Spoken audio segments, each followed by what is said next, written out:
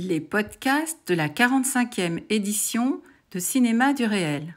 Ces films ont été vus par 3 personnes, dont 2 enthousiastes.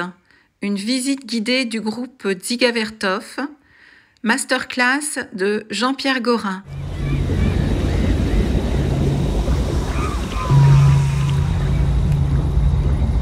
On m'a beaucoup demandé, souvent de façon qui me rendait un peu cinglé, ce que ça avait été l'épisode de Dziga Vertov.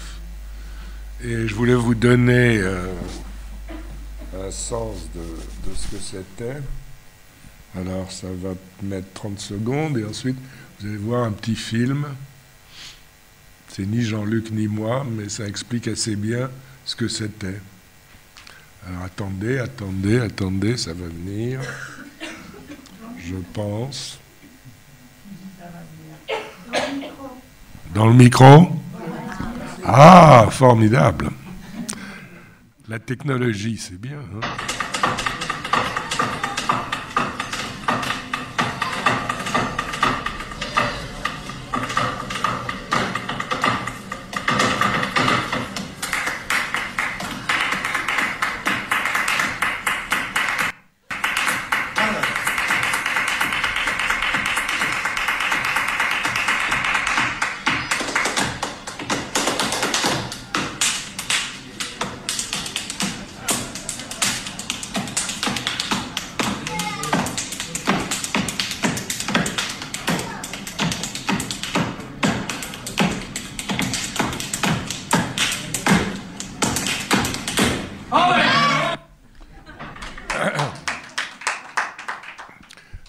On a toujours pensé que... attends, que j'arrête un peu là. On a toujours pensé que le groupe Dziga Vertov, c'était un espèce de catéchisme maoïste. Micro, voilà.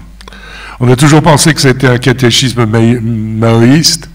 Ça a été dit par des gens qui n'avaient jamais vu les films, ce qui permet parce que les films ont vraiment été vus par 3 personnes, dont un type de l'ambassade de Chine qui nous suivait avec un petit carnet, le camarade Pudding Mou, mais ils avaient des idées. Bon, et l'idée essentiellement, c'est que Jean-Luc avait été kidnappé de façon ignoble par un commissaire politique. Alors que moi j'étais plutôt le comique de la machine, et Jean-Luc d'une façon assez simple et assez proche de son passé. Jean-Luc, ça a toujours été un rhétoricien du XVe siècle, à tendance calviniste, et de passer d'une rhétorique politique à ce qui avait été sa rhétorique antérieure, c'était pas un départ très énorme. Il faut quand même partir de ce qui a fait partir les choses, c'est-à-dire de ce film qui s'appelait Un film comme les autres, précisément parce qu'il n'était pas du tout un film comme les autres. Donc voilà.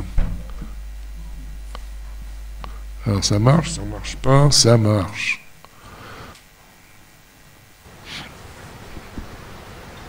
Selon Shakespeare, les hommes sont engagés dans l'histoire de 3 façons.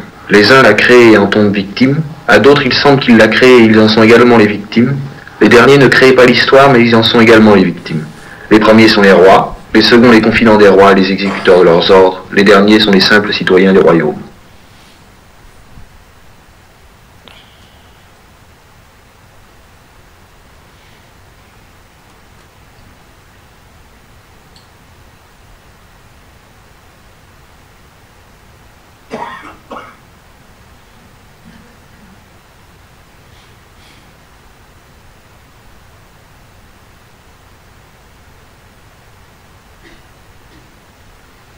On disait ce matin, je crois, on était d'accord, il ne s'agit pas d'un échec réel, mais il s'agit d'un... Excuse-moi, mais alors là, c'est directement possible.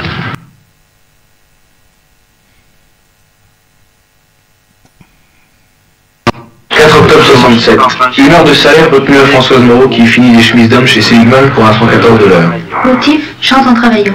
Qu'y a-t-il dans un nom? C'est ce que nous nous demandons quand nous sommes enfants, en écrivant ce nom qu'on oublie être le nôtre. Demanda James à Paul qui écrivait sur les oreilles de son chien. J'ai écrit ton nom, liberté, avec le sang d'un camarade torturé par la Gestapo. Les peuples et nations opprimés ne doivent absolument pas s'en remettre pour leur émancipation à une prétendue sagesse de l'organisme qui s'est laquais. Mais c'est seulement en renforçant leur unité et en persévérant dans la lutte qu'ils triomphent. Personnellement, ça me gêne de dire que j'apporte un soutien moral, tu vois, uniquement ça. Je veux dire qu'on sait que nos capacités de lutte, elles sont restreintes, mais on voudrait les employer au maximum. Et dire le soutien moral uniquement, bon, ça me paraît faible, tu vois. Oh, pas tout à fait que je veux t'expliquer, toi, chez nous.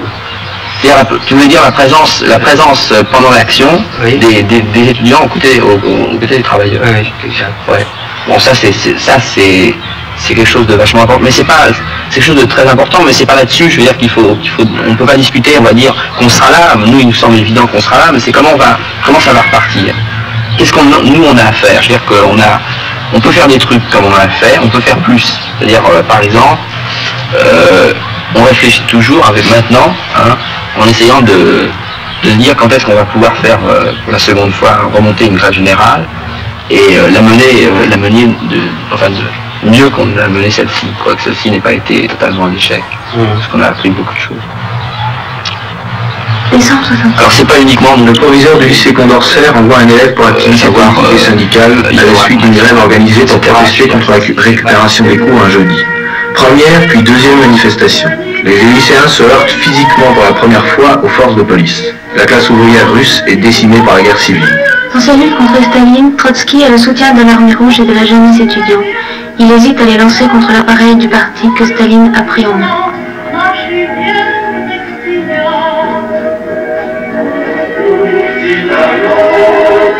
C'est-à-dire, c'était de faire un travail de reconnaissance. C'est-à-dire, si on avait l'intention, par exemple, de travailler à plein, c'était de...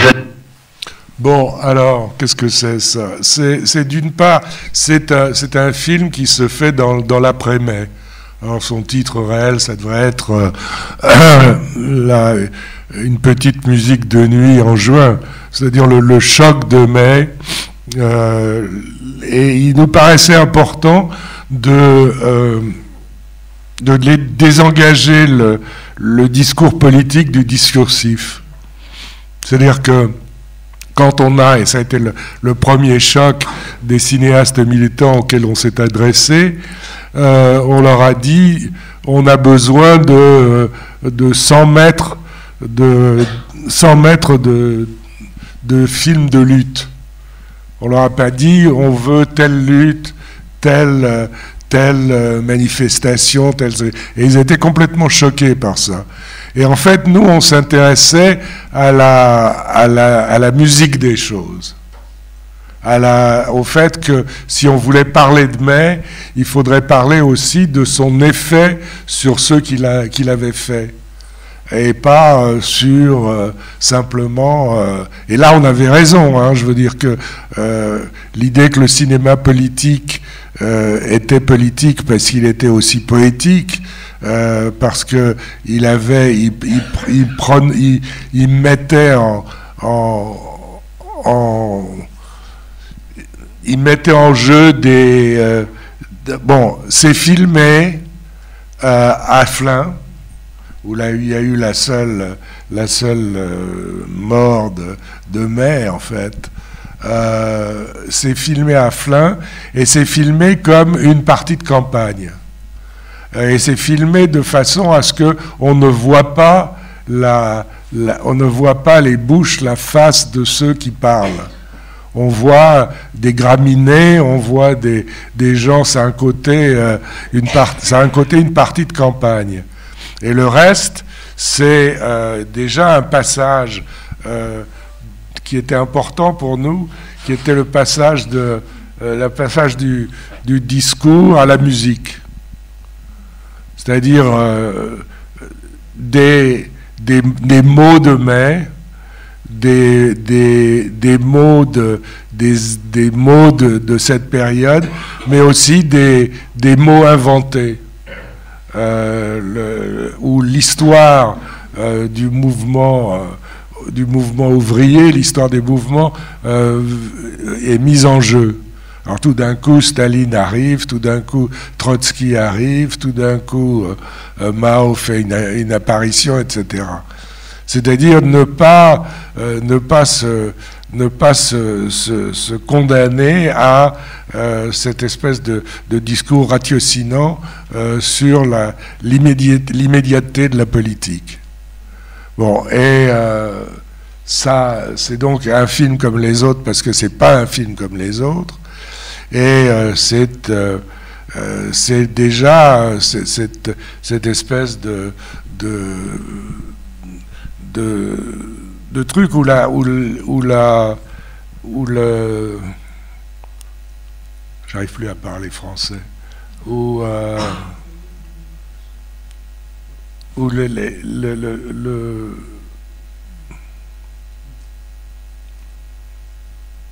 dis-le-moi en anglais.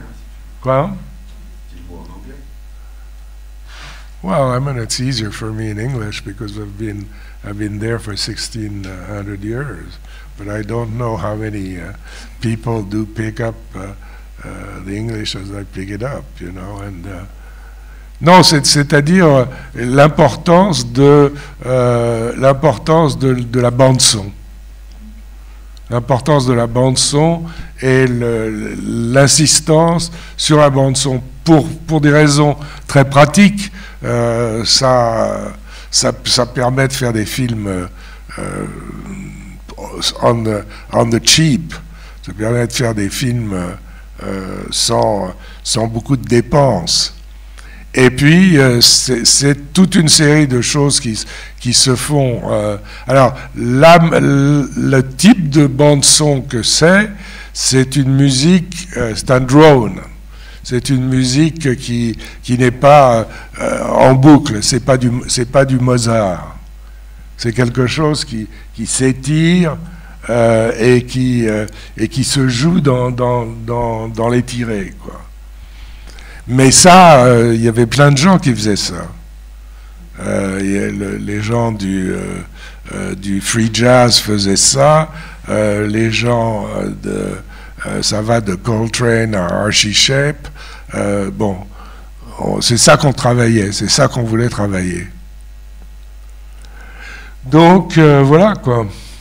Si vous avez des questions, hein, vous me les posez, parce que je suis un peu mou là. Vous les posez.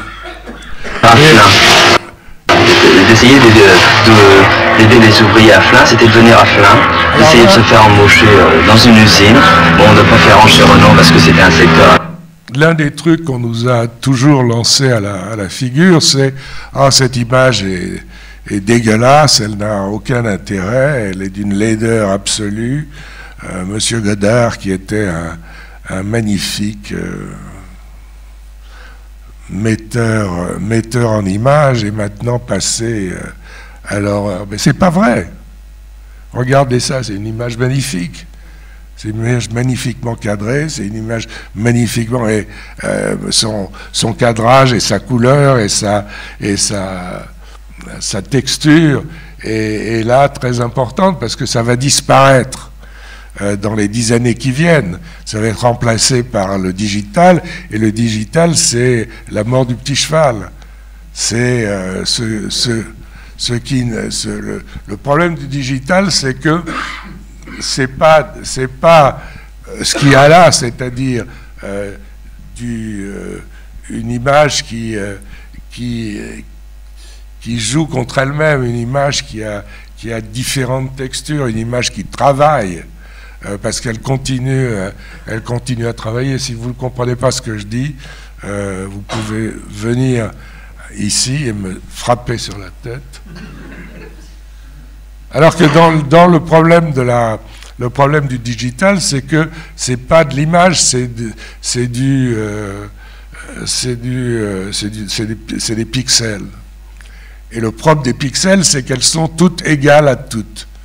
D'où cet effet immédiatement quand on regarde l'image digitale, cet effet de perte, cet effet de froideur qui se passe. Là, c'est une image qui est aléatoire. Bon. Et si vous me dites que ça, c'était pas une belle image, c'est moi qui vais venir vous frapper. Parce que c'est effectivement une belle image. Bon, alors on essaye encore. Assez dur, et connaître, savoir ce qui se passe dans l'usine. Savoir... 1967.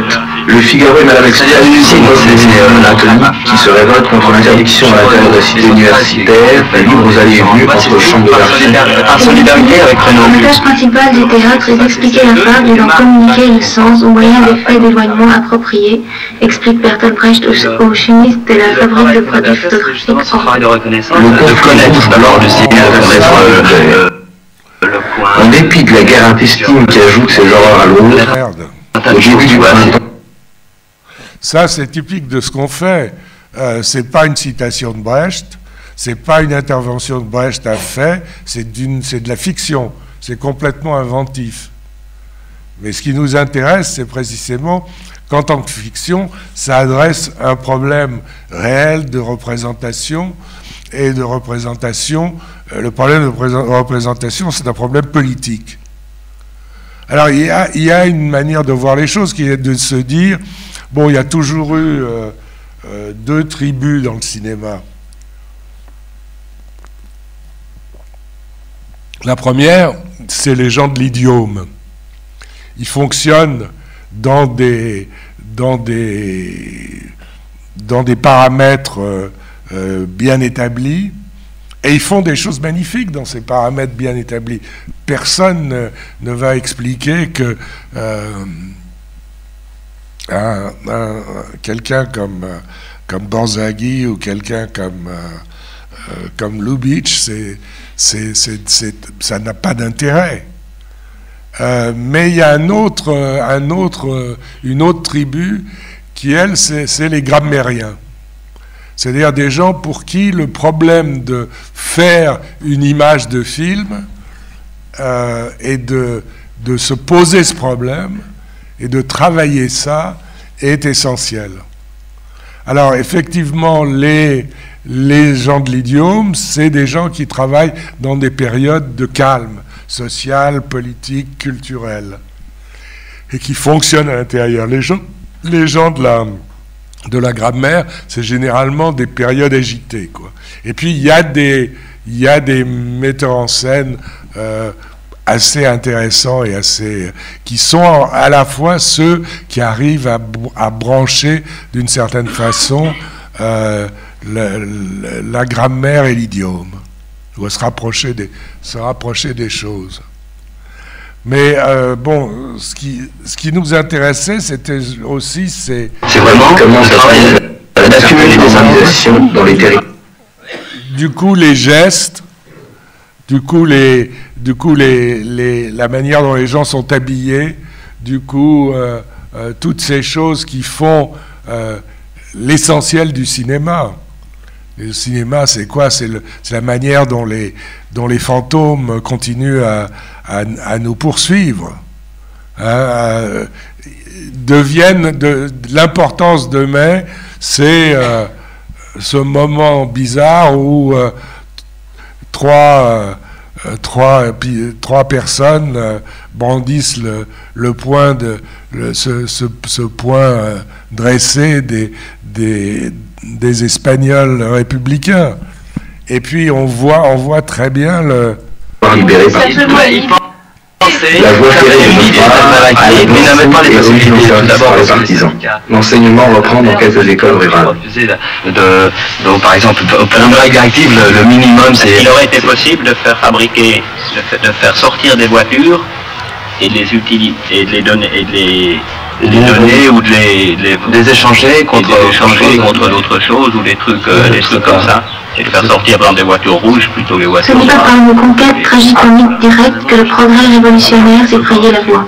Au mieux, c'est seulement en faisant surgir une contre-révolution compacte, puissante, en se friant un adversaire et en nous combattant que le parti de la subversion a pu enfin devenir un parti vraiment révolutionnaire. La conscience politique de classe ne peut être apportée à l'ouvrier que de l'extérieur, c'est-à-dire de l'extérieur de la lutte économique, de l'extérieur de la sphère des rapports vis-à-vis, si on faisait des genres de travail comme ça, c'est... Non, mais c'est un des mille. Est-ce que vous pensez que c'est important ou pas? C'est une manière de Je pense que c'est important, c'est-à-dire que c'est en fait et réellement mettre la grève au service de soit d'une propagande, soit d'une information. Alors moi, ce qui m'a toujours frappé après Metz, c'est que ça a quand même, Metz a été le triomphe de Bouvard et Pécuchet. Alors on a dit, c'est formidable, la parole s'est libérée, tout le monde s'est mis à dégoiser dans tous les coins, c'était extraordinaire. Mais cette libération de la parole, c'est aussi une libération de choses qui n'étaient pas d'un intérêt total.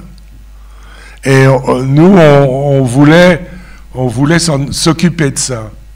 Il y a une espèce de... Alors ça, c'est quand même extraordinaire, puisque on a été perçu comme voulant incarner les points les plus extrêmes d'une certaine pratique politique. Alors effectivement, nous pensions qu'il était important de se poser des questions sur la manière dont on pouvait faire des images. Et ça, c'est une intuition qu'on a eue, qui est quand même assez étonnante, je ne sais pas comment on l'a eue, que les choses n'allaient pas s'arranger, mais qu'elles allaient devenir beaucoup plus compliquées. Et que si on ne faisait pas cette réflexion, si on ne pensait pas ce que c'était que de faire de l'image, etc., on allait se trouver dans une merde pas possible. Alors vous me direz, bon, bah, très bien, vous étiez trois à vous satisfaire de ça, c'est pas... Personne... Si, donc, la conséquence de ça, c'est quand même le fait que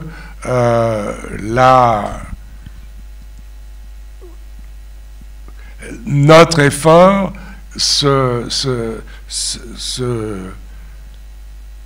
c'était l'abolition de la pensée de l'esthétique de gauche. C'est-à-dire que on pensait que ça ne s'était pas arrêté avec le sel de la terre, ça ne s'était pas arrêté avec des choses qui s'étaient fixées aux alentours des années 30, aussi intéressantes qu'elles aient été, mais qu'il fallait réinventer quelque chose.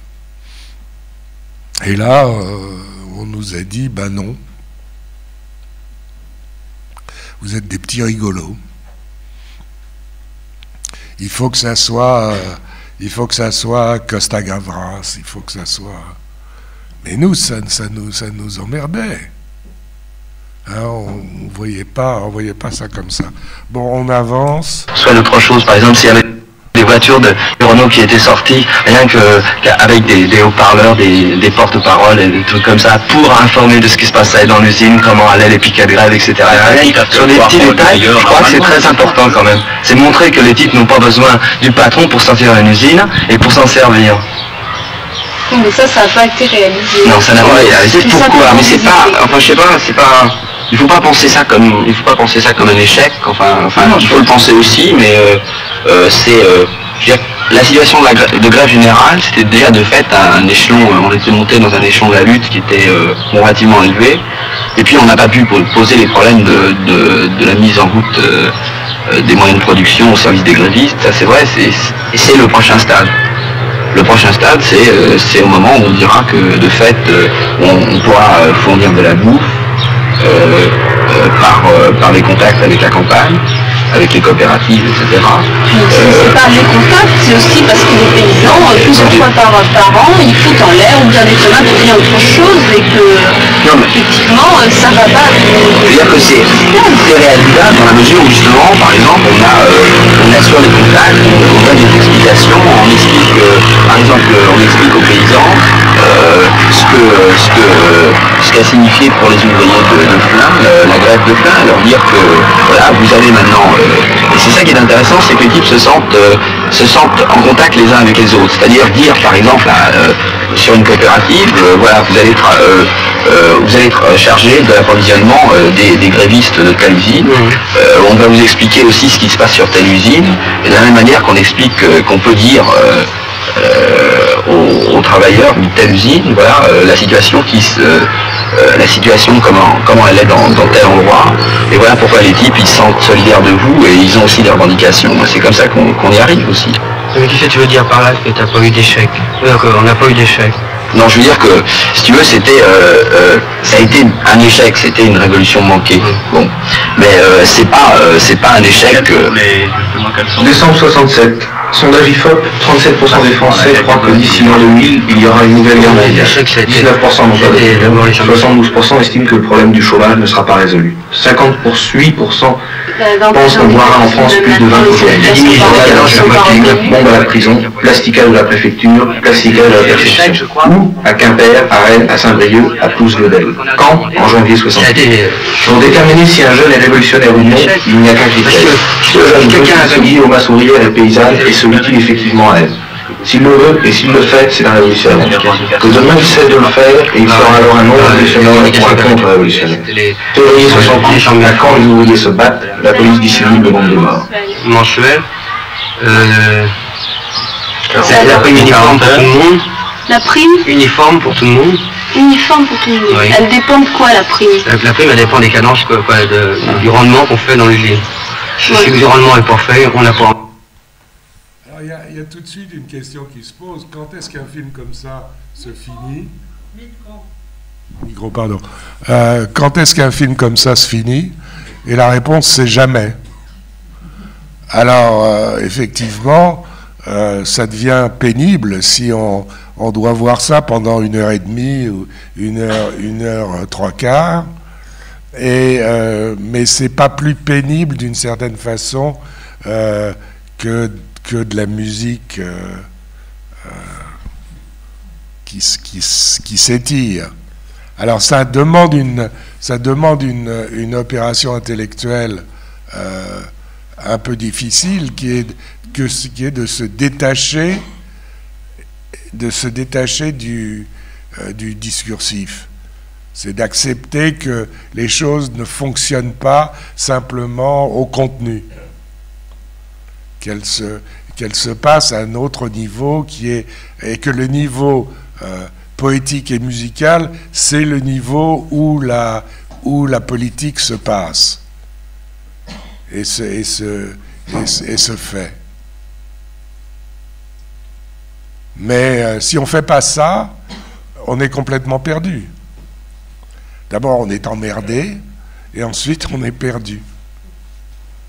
Moi, je ne crois pas que les films du groupe Dziga Vertov, on puisse les voir moins de 5 minutes et plus de 5 minutes.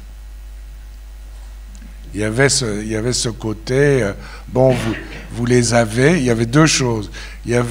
Vous pouvez faire la même chose. Ça coûte pas cher, vous pouvez faire la même chose, il est important que vous fassiez la même chose. Prenez le sujet qui vous convient et travaillez-le de cette façon. Vous pouvez faire la même chose sans problème. Et d'autre part, quand vous le regardez, n'essayez pas de le voir comme si c'était un film traditionnel moi, la première fois que j'ai vu Jean-Luc, c'était une conférence où il y avait Clouzot, et Clouzot tenait contre à bout de souffle.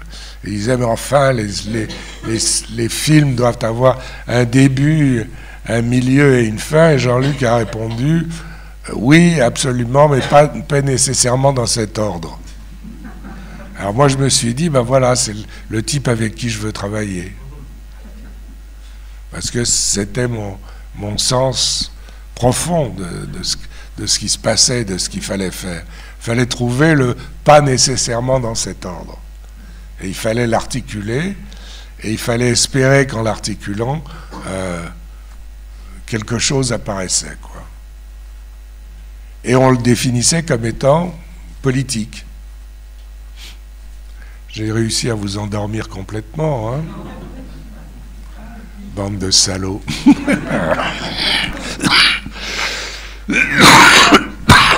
Bon.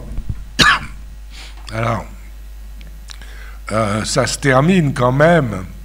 Le film, il se termine quand même. Et on va voir comment il se termine, ou presque. Alors, paf. Pour la prime. C'est comment pour... Ah, qu'est-ce qui se passe, monsieur? Ah, c'est vrai? Oh là là là là. On va revenir au début. J'appuie sur la lecture. Oh, merde. Oh! Il est parti, hein? Oh. Je vais devoir me démerder.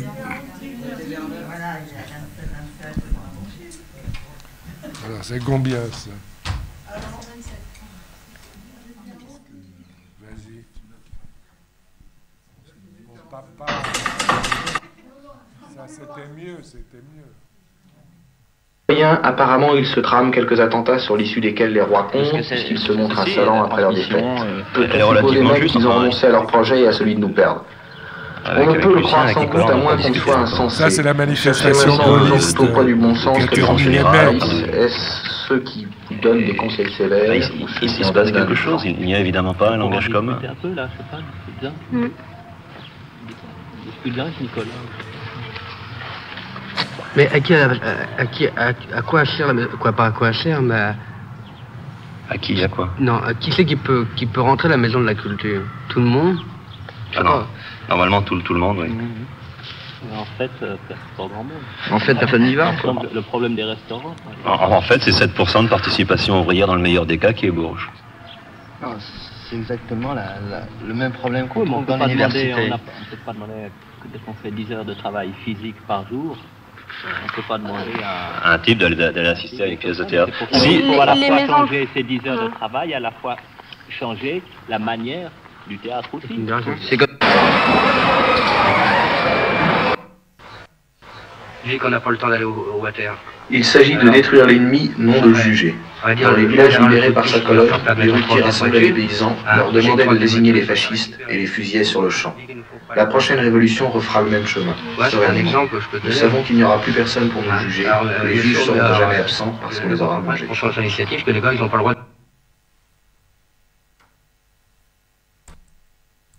J'ai qu'on n'a pas le temps d'aller au water. Il s'agit de détruire l'ennemi, non de le juger. Dans les villages libérés par sa colonne, les routiers rassemblaient les paysans, leur demandaient de désigner les fascistes et les fusillaient sur le champ. La prochaine révolution refera le même chemin. Exemple, Nous savons qu'il n'y aura plus personne pour nous juger. Les juges seront à jamais absents parce qu'on les aura mangés. On change l'initiative que les gars, ils n'ont pas le droit de... Apparemment, il se trame quelques attentats sur l'issue desquels les rois comptent, puisqu'ils se montrent insolents après leur défaite. Peut-on supposer même qu'ils ont renoncé à leur projet et à celui de nous perdre? On ne peut le croire sans doute, à moins qu'on soit insensé. Cherchez maintenant en pesant tout au poids du bon sens quels sont ceux qui trahissent. Est-ce ceux qui donnent des conseils sévères ou ceux qui en donnent quelque chose? Il n'y a évidemment pas un langage commun. Un peu, là, c'est pas, c'est bien. Discute bien avec Nicolas. Mais à quoi sert la maison? Quoi, pas à quoi sert, mais... À qui, à quoi? Non, qui c'est qui peut rentrer à la maison de la culture? Tout le monde? Ah non, normalement tout le monde, oui. En fait, pas grand monde. En fait, personne n'y va. Le problème des restaurants. En fait, c'est 7% de participation ouvrière dans le meilleur des cas qui est Bourges. Non, c'est exactement le même problème qu'on dans l'université. On ne peut pas demander, dès qu'on fait 10 heures de travail physique par jour, on ne peut pas demander à... Un type d'aller assister à une pièce de théâtre. Il faut à la fois changer ces 10 heures de travail, à la fois changer la manière du théâtre aussi. C'est comme si on... Dans les maisons de la culture... Enfin, je sais pas quoi, il faut changer quelque chose parce que sinon, c'est pas possible. On t'apprend qu'il y a des classiques du cinéma et qu'il y a des bons films.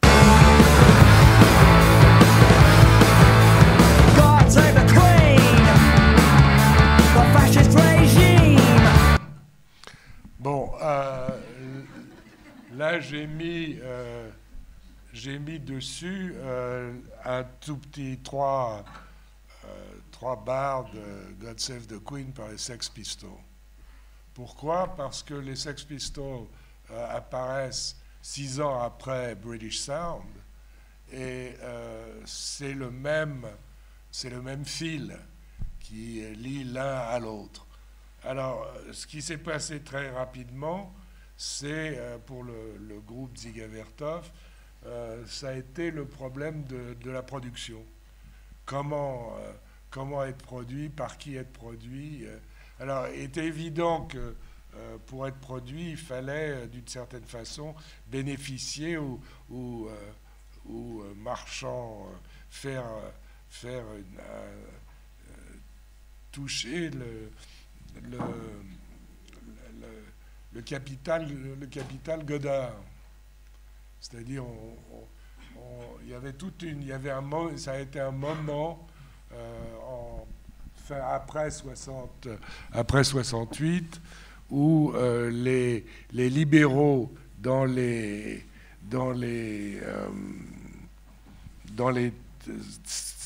télévisions, il y avait tout un groupe qui était prêt à financer des films d'un type un peu différent. Bon, alors tout s'est passé au départ sur l'idée que on donnait une carte blanche à Godard. Et cette carte blanche, ça a été ce qu'on a fait, et ça a été des films qui ont été systématiquement interdits par ceux qui avaient promulgué les cartes blanches. Ils voyaient ça, et leur réaction, c'était « c'est pas du cinéma ». Alors, du coup, nous, on disait « mais qu'est-ce que vous appelez du cinéma ?» Et ça devenait des discussions complètement idiotes, mais c'était cette idée-là, quoi. Et que ça nous donnait une direction de savoir ce que ces programmes de télévision voulaient. Et on pouvait aller contre. On était des emmerdeurs, il n'y a absolument aucun doute. Aucun doute là-dessus. Mais on a pu produire comme ça. Alors ensuite, il s'est passé un autre truc, c'est que les films ont été revendiqués par cette chose qui s'appelait le groupe Dziga Vertov. Ça, c'est pas une idée de Jean-Luc, c'est une idée de moi. Et pourquoi Dziga Vertov? Parce qu'il y a un certain rapport de Dziga Vertov au matériel qu'on lui amenait, matériel d'origine documentaire stricte, et à l'importance du montage. Mais en même temps d'un truc déplacé, ce que j'ai dit avant, c'est-à-dire l'idée que ce qui était important à ce moment-là, c'était de déplacer l'intérêt du film ou la pratique du film vers la bande-son. Donc les films du groupe Dziga Vertov, c'est des films sonores, et c'est des films qui... Alors là, du coup,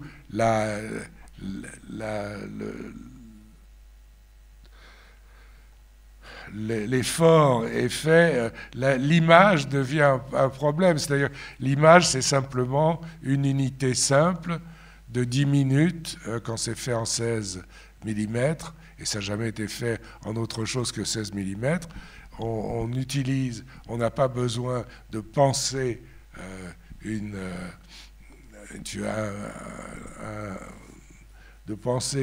complexité du montage. On attrape une unité simple qui est celle putain, je suis vraiment mort, moi. Quoi? Merci. Qu'est-ce qui a dit ça? Formidable. Formidable, vous me sauvez. De la bobine, ouais. Et on fait ça et on ajoute dessus une bande-son qui a des layers, qui a des couches. Formidable maintenant, ça va devenir vraiment comique. Alors des couches, bon. Alors on fait British Sounds, qui est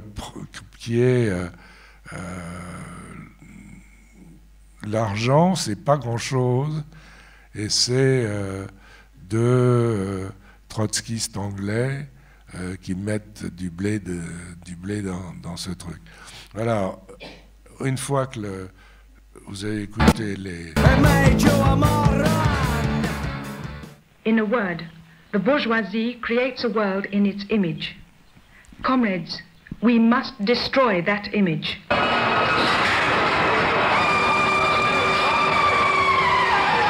spectre is haunting Britain, the spectre of communism.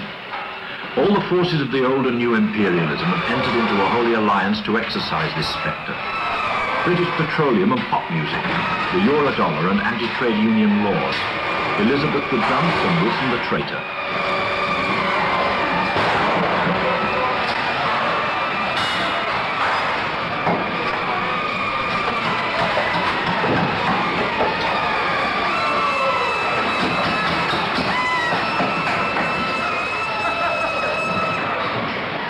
The bourgeoisie has destroyed all human relationships except those of naked self-interest and the callousness of cash on the line and the never-never.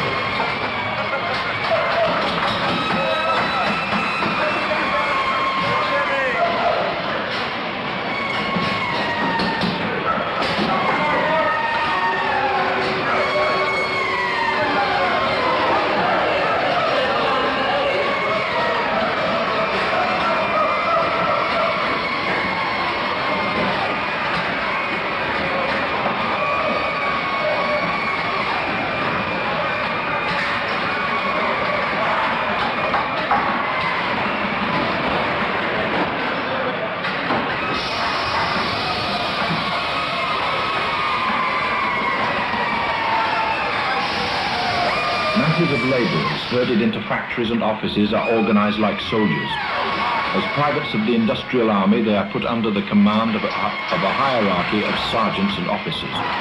Not only are they slaves of the bourgeois class and of the bourgeois state, they are daily and hourly enslaved by the machine, by the overseer, and above all, by the individual bourgeois manufacturer and his representatives. The more openly this despotism proclaims gain to be its end and aim, the more petty, the more hateful, and the more embittering it is.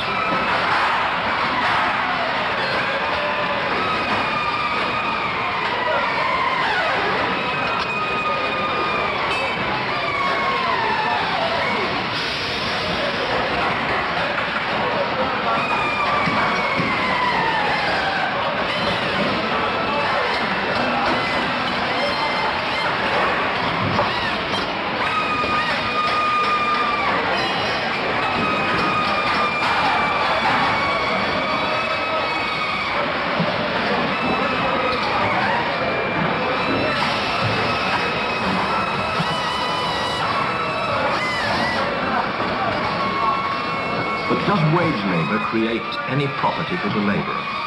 Of course not. It creates capital. That is, that kind of property which exploits wage labour and which cannot increase except upon condition of obtaining a new supply of wage labour for fresh exploitation.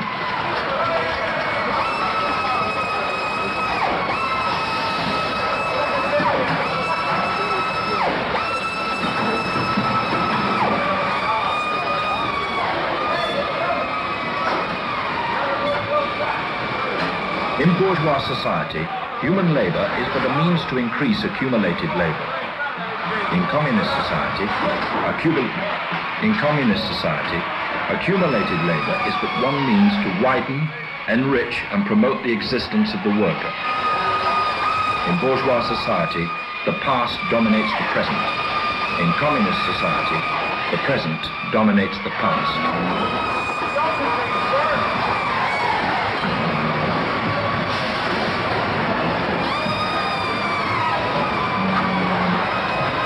For the worker, labour and the expression of the power of his labour is his own vital energy, his way of making his life meaningful to himself. And this, his vital energy, is sold to a stranger in order to obtain his necessary means of subsistence. Hence, his vital energy is transformed into no more than a means to exist. He labours in order to live. Work is not part of his life, it is a sacrifice of his life.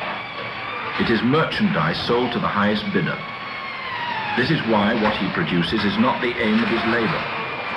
What he produces for himself is not the car he assembles, the oil he extracts from a well, nor the luxury hotel he builds. What he produces for himself is the wage, whilst the MG, Black Gold, and the Hilton dwindle to a precise quantity of essentials. Whether a bicycle, 2 gallons of petrol, 10 cigarettes, or a room in a council flat.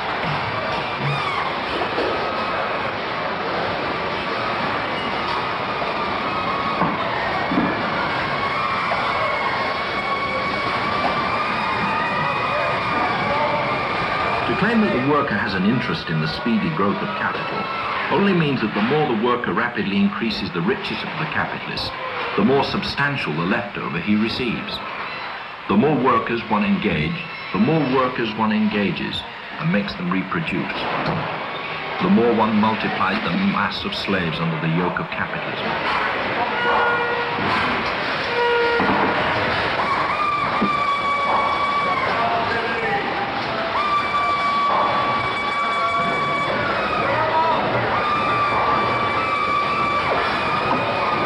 As the satisfaction in work decreases and loathing for work increases, competition between workers grows and wages fall. Workers try to maintain their relative wage either by working longer hours or by increasing the rate of productivity. Driven by fear, they multiply the disastrous effects of the division of labour. The result is the more one works, the less one receives. The simple reason that by competing against his workmates, the worker turns them into competitors who will sell themselves into conditions equally as onerous as his own. But when all is said and done, he as a member of the working class is only competing against himself.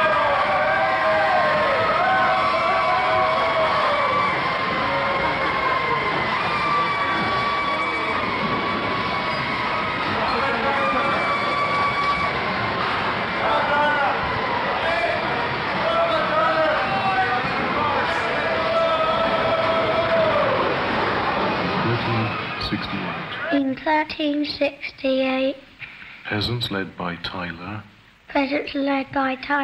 and Ball rose against feudal oppression.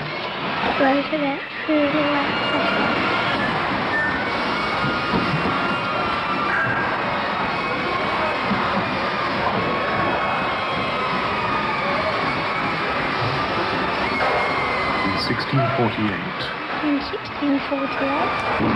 peasant soldiers called levelers fought for the new cooperative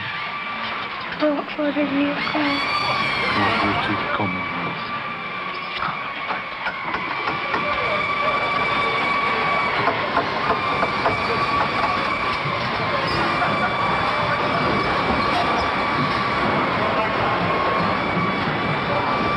Workers must understand that existing society, with all the misery it heaps upon them, also gives rise to the material conditions and social forms necessary to its economic transformation.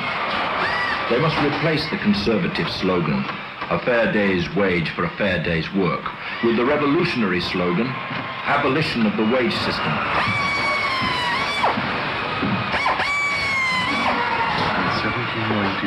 In 1791, artisans formed a free association to forward the ideas of the French Revolution.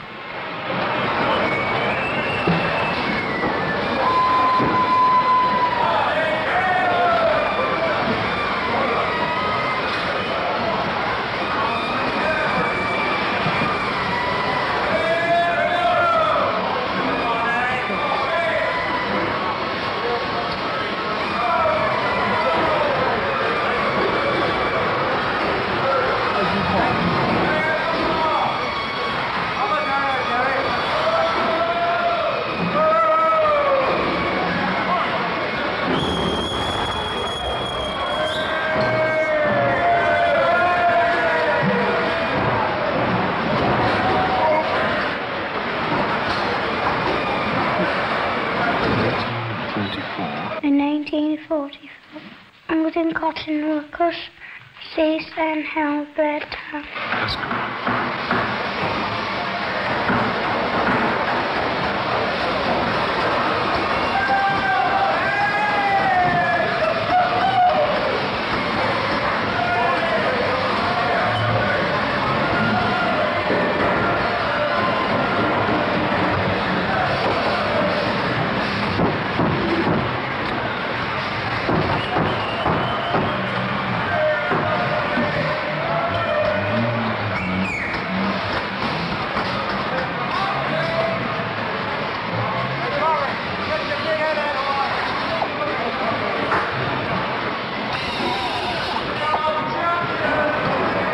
Of man to man is imparted through the relationship between man and woman.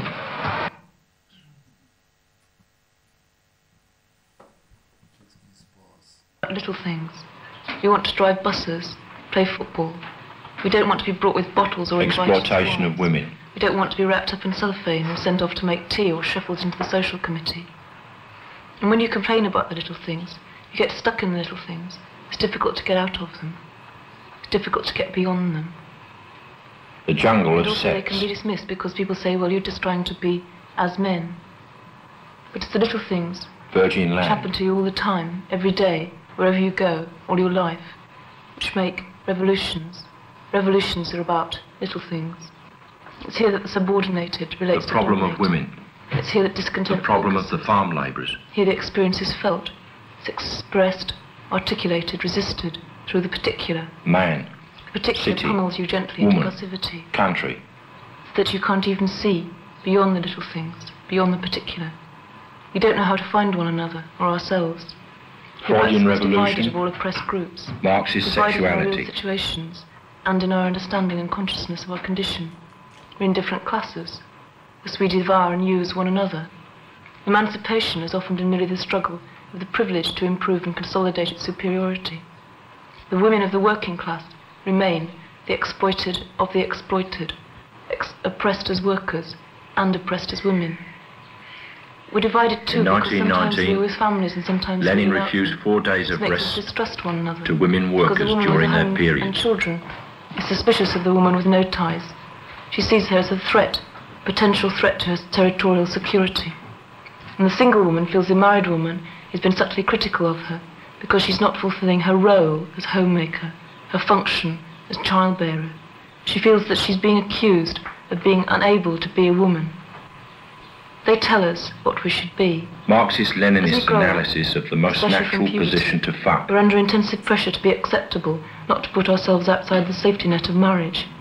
We're taught from small girls that failure means not being selected by men. Sensuality and surplus value. The sign of intelligence and subtlety has been able to secure the contractual bargain, handing over your virginity for a marriage document. Orgasm is a matter of merchandise. They don't like us to be too clever, remember. You might go to university, but men want someone who can cook. The emphasis in our education tends to be much more on integration. The encouragement of active criticism, of intellectual aggression is very rare. It's the cautious virtues which predominate. And this is difficult when you find yourself in an intellectual confrontation with men, because there's a double bind. Proletarian You seem eroticism. to say. Profoundly to love a woman profoundly. Or observe to say nothing. Bourgeois eroticism. They assume that you've got To nothing sleep to with say. as many women as possible. It's very difficult to stray from the definition of what they want, because there's a danger of being rejected in a double sense. You're not only rejected as a rebel, but you're rejected for a moral reason too. It's much more difficult to cope with the moral thing.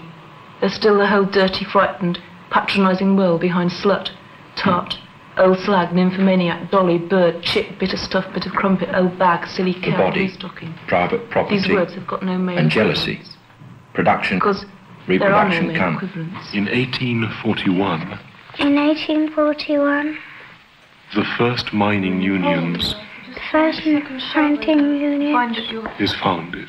is founded. For limited, liberated areas. You give up struggling on every front, and you ease into a niche of acceptance. You become the educated housewife with your cooking recipes, or the image of a suffragette, which is a distorted image. Tweedy, sensibly shod battle axe with a severe hairstyle of deep voice, advancing aggressively on the male world in the boardroom. The sexual version of this is the retreat into lesbianism. It's a profound distaste for the male. Emancipation becomes simply doing without men. Sexuality is another retreat. Because you haven't had the choice, the free choice of what to do with your bodies, because they've been part of somebody else's belongings. You prove that you have got control, that you are liberated, simply by fucking. Okay, the first thing is, you know,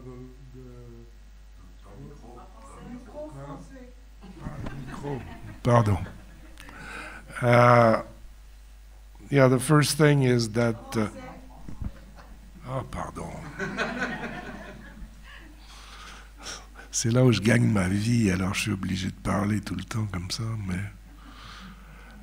donc la longueur des plans. Et dans le premier, qui est ce long travelling sur cette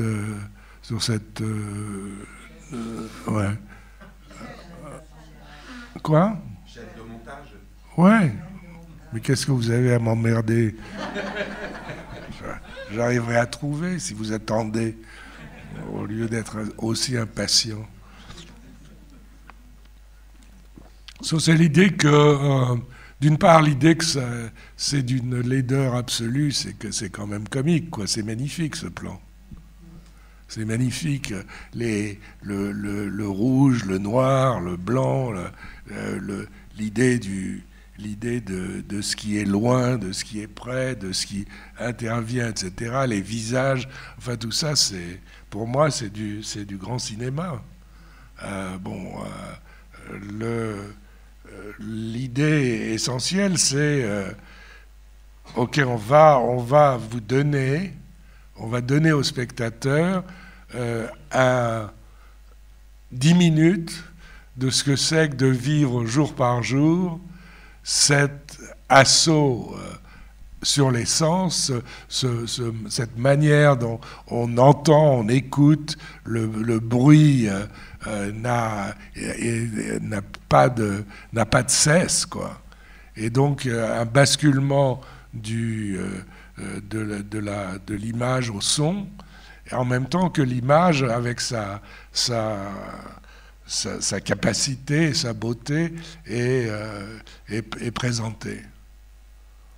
Bon, le deuxième, c'est-à-dire la femme. Alors là, il y a un truc sur la femme qui est intéressant, qui est que quand on a réétabli comme étant partie du groupe Dziga Vertov, ça ne veut pas dire que tous les films que j'ai été moi présent dans tous les films. Mais ça veut dire que étant présent, établissant ça, j'ai dû les endosser. Cela dit, déjà à ce moment-là, et maintenant, je me dis que ça n'aurait peut-être pas exactement été la chose à faire. Il y a 5 minutes ou 10 minutes du nu descendant l'escalier. Ça, c'était évident que la référence est là. Il y a un discours assez aberrant sur la manière la plus marxiste-léniniste de baiser. Mais bon, c'est cette approche. En fait, on a fait le film en disant bon, on va s'occuper de 5 ou 6, on va s'occuper du travail. Ça, c'est ce qu'on a fait avec la chaîne. On s'occupera plus tard des travailleurs, c'est-à-dire les types qui sont sur cette chaîne et qui travaillent.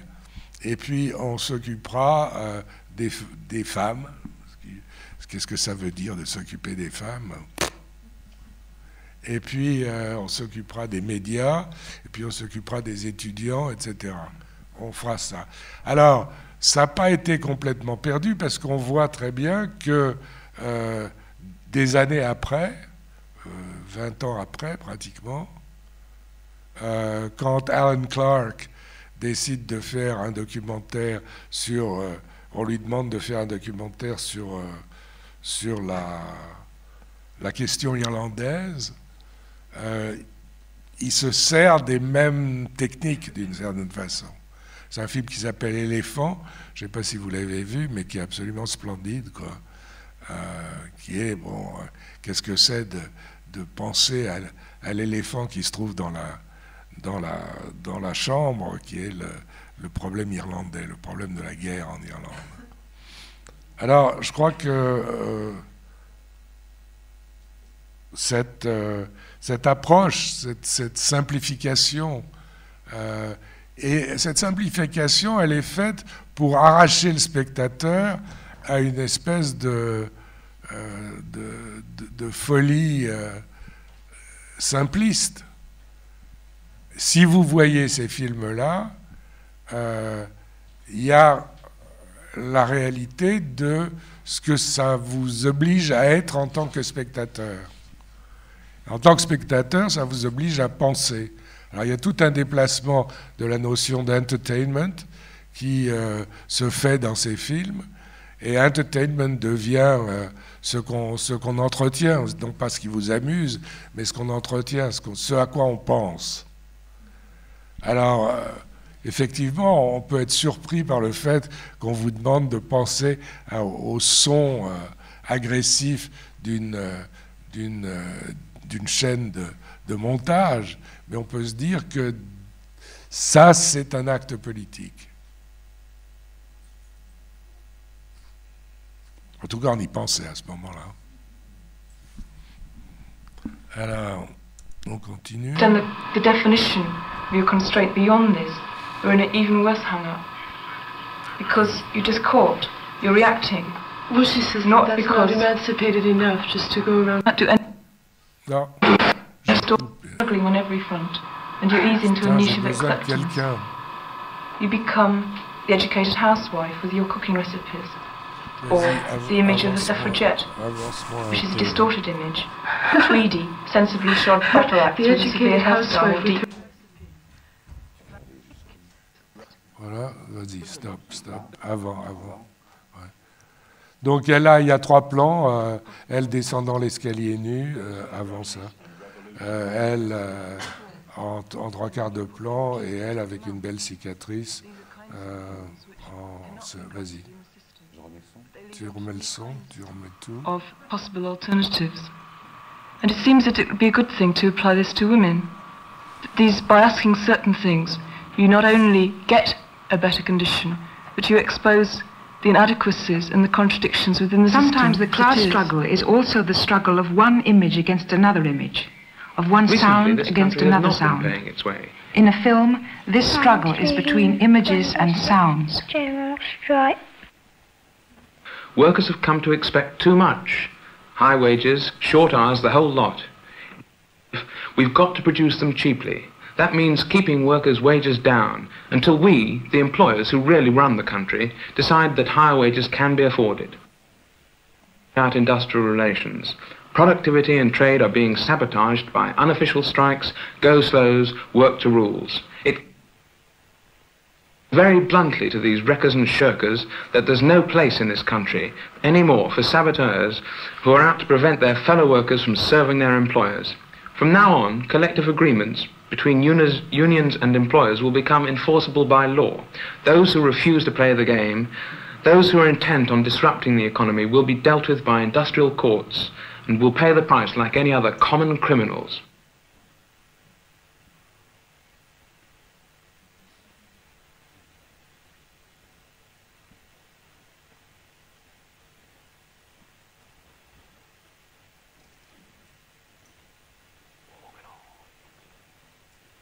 The capacity of British business to hold its own in the world.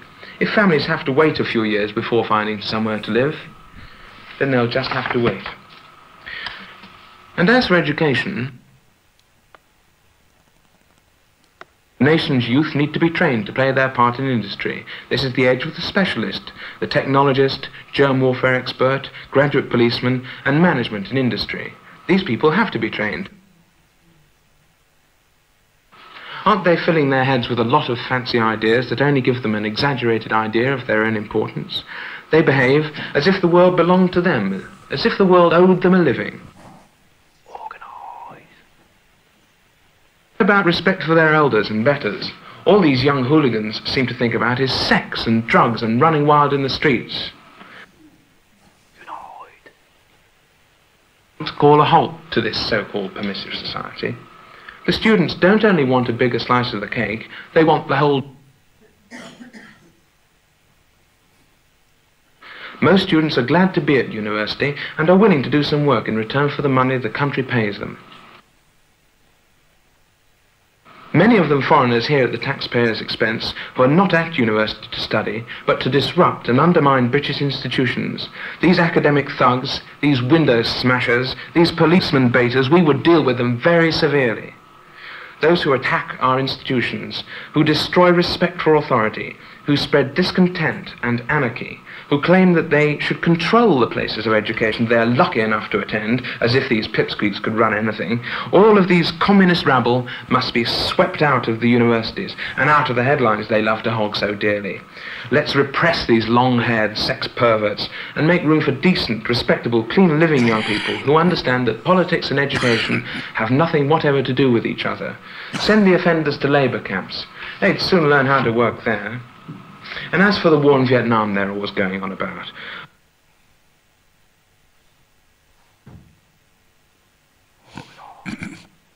that step by step as this war has gone on, we've agreed with what the Americans have done.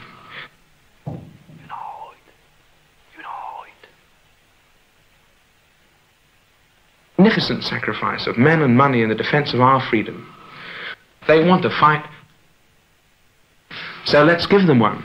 War's a nasty business. People are going to be killed. But I believe we must take this risk. In this kind of game, it's necessary to shoot and bomb. Sometimes it is necessary to burn women and children. Sometimes to torture people. Sometimes to slice their stomachs open and cut women's breasts off. Let's not kid ourselves. You fight wars to win them, by whatever means are necessary. And we don't like coloured people, and I'll tell you why.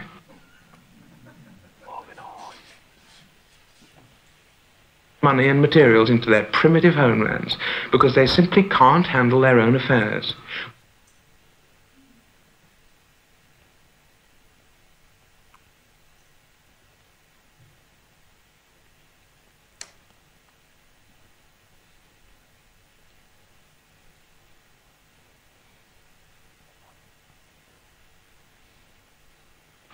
If the people of India breed too fast, it's no concern of ours. We're supposed to feel sorry for them because they're starving. Well, some of us don't feel sorry. We feel glad. Let them starve. Let them die. Let them starve, at least. Or built factories, sent them tanks and tractors, helped them build and run their governments. And in return, we don't just take the raw materials we need, we buy their shoddy clothes and trinkets, too. Perhaps in the house next to you. With their laziness, promiscuity, and sordid homes. Now, we're not racialists. But the way these people live is filthy. As you'd see if you went to look at the back streets of Wolverhampton today. These people just don't accept our standards of civilization. They live in filth and squalor. They breed like rabbits, and they suck our social services dry. Unless we put a stop to the influx of this horde, our cities will soon be so full of aliens that we won't recognize them.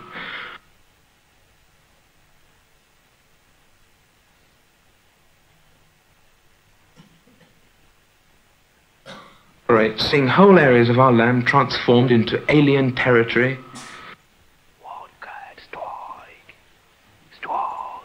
People who very often don't even speak our language, who are unable to adapt to our way of life, who persist in maintaining their native customs.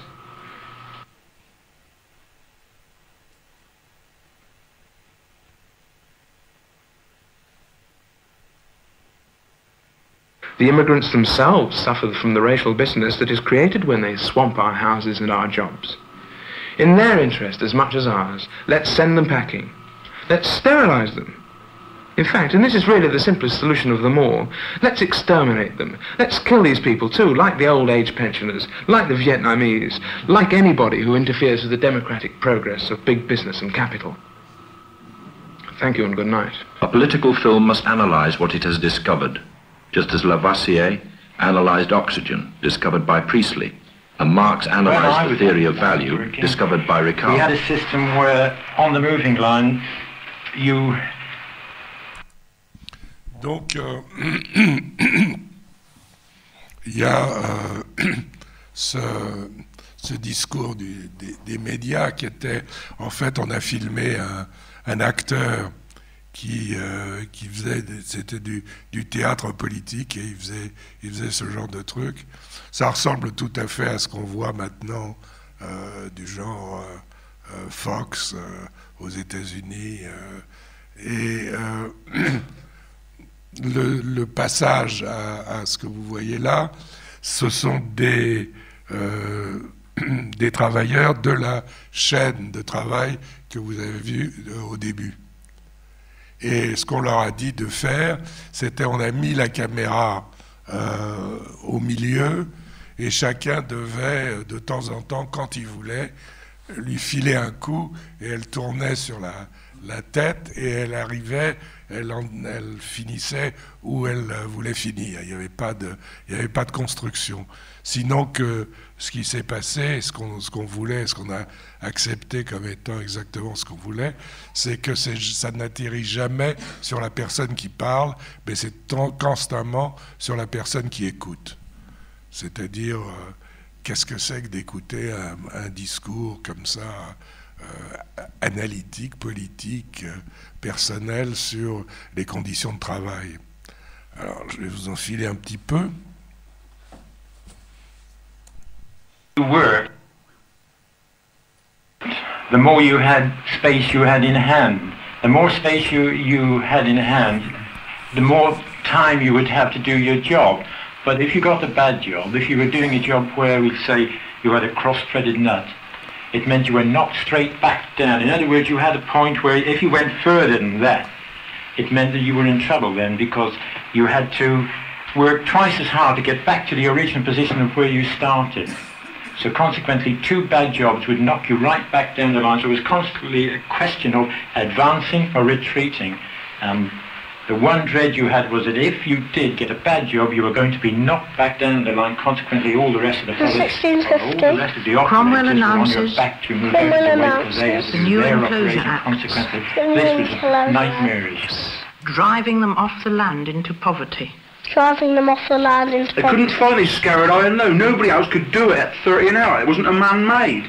This bloke had grown up with a job and he could do it. But it wasn't a man-made who could do this job at 30 an hour. And to this day, they got about 3 people doing this job, which one man used to perform before, because they couldn't find another man. They couldn't slow the line down enough to teach him. They couldn't teach him at 30 an hour. There's a perfect example in the mining shop, whereas you've got a senior steward on nights. When he's called into the office to take up a case, in it takes 3 SRP, and that's sick release. In 1834, because he's the only one who's used it. Workers from Dorchester are shipped into bondage. For being members. You can never overcome this problem. As far as trade union. Industry is concerned, you can never overcome industrial. Donc, vous voyez le principe, et en fait, ce qu'il y a d'intéressant dans ces films, enfin pour moi, c'est la rigueur du principe, quoi. Et cette idée qu'on s'adressait à un public qui pouvait, on parlait à des cinéastes, quoi. On s'adressait à des gens qui seraient capables de faire du cinéma basé sur des principes aussi simples, et de se détacher de l'idée, des idées d'un cinéma soit complètement didactique, soit complètement paralysé par les idées du narratif. Bon, donc c'est fait. Alors, au bout du compte, les producteurs voient ça et ils disent non, jamais, on montrera jamais ça. Vas-y. Est-ce que je peux te poser 2 questions? Vas-y. La première, c'est, est-ce que tu peux nous situer qui étaient vos ennemis principaux dans la façon dont vous le formuliez à ce moment-là, vos ennemis principaux, vos ennemis secondaires, ouais. vos alliés qui en dernière instance étaient vos ennemis. Ouais. Et l'autre question, ce serait, est-ce que tu peux nous brosser en survol le parcours qui va de British Sounds à Vladimir et Rosa qui va être projeté après? Bon,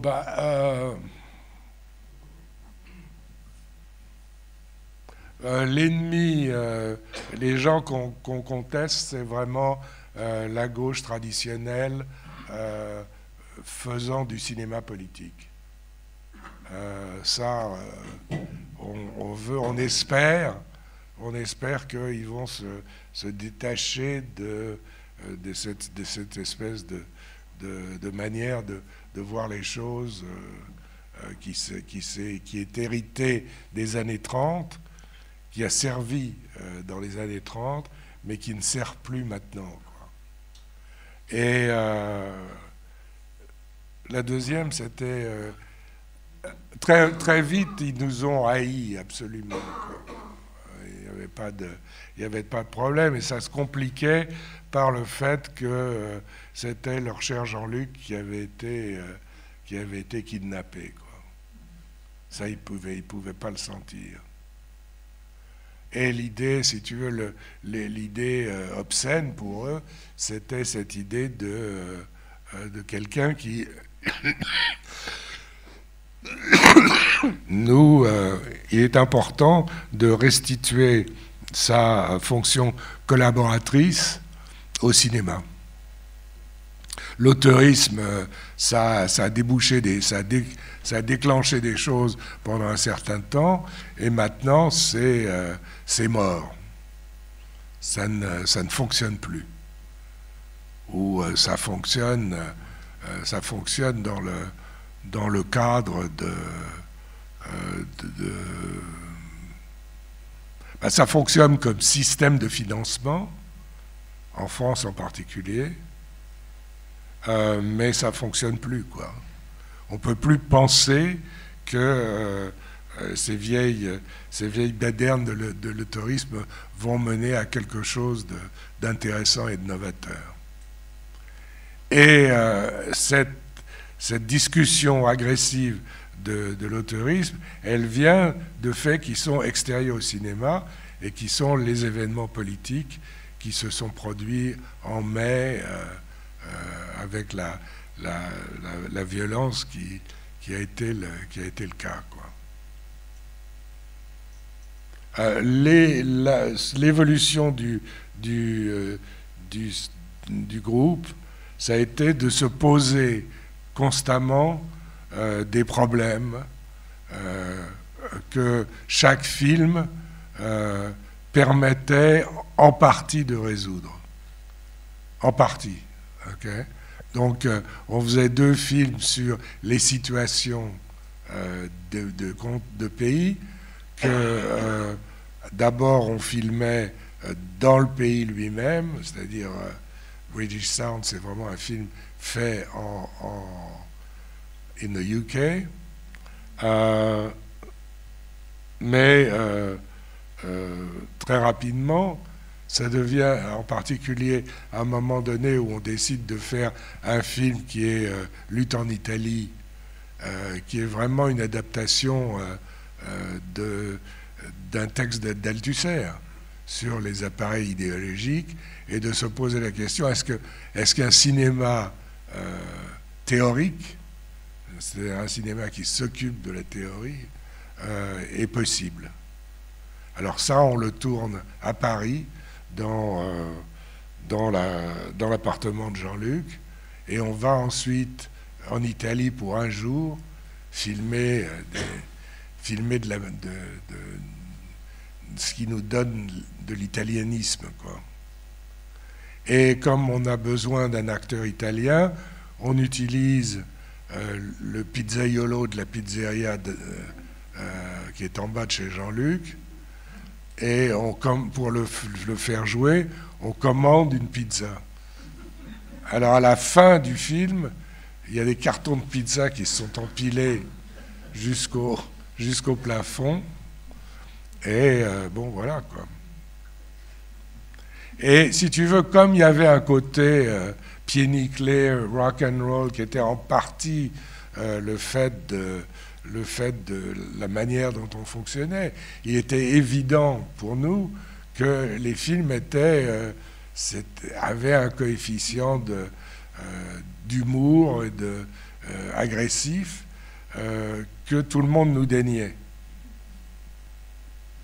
Nous, on trouvait ça très amusant, et eux, les gens qui recevaient les choses, ne retrouvaient pas ça amusant du tout. Et ils trouvaient même scandaleux qu'on leur ait piqué du blé à faire ce qu'on faisait. Scandaleux. Alors, et c'est toujours un reproche, vous avez fait quelque chose d'autre que ce que vous nous aviez dit que vous alliez faire. Ouais, on s'attendait à autre chose. Ça a été constant, quoi. Ça a été constant. Ouais? Vas-y. Donc si l'ensemble, enfin, le film de Gigaberto forme un ensemble cohérent, il y a quand même un film un peu à part, c'est Van d'Est. Ouais. Donc c'est un western révolutionnaire, en même temps la déconstruction du western. Et puis il y a aussi la présence de Glaube Rocha. Et il paraît que Daniel Cohn-Bendit a collaboré au scénario. Donc je voudrais savoir